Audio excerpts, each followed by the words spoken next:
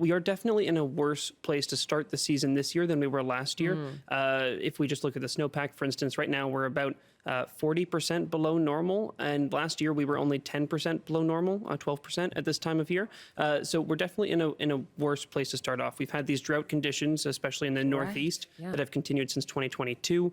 We're not in a good place to start the season. With that being said, though, it's very unlikely that this year is going to be as bad as last year. Last year was extraordinary. The conditions that occurred were just sort of the perfect storm to cause a lot of really nasty fires that spread really quickly. So this is likely to be a bad year, especially a bad start to the year. It's hard to say for the summer, but it's not likely to be a repeat of last year at the very least. How do you compare the two? You know, what was unique about last year that we're not seeing this year so far?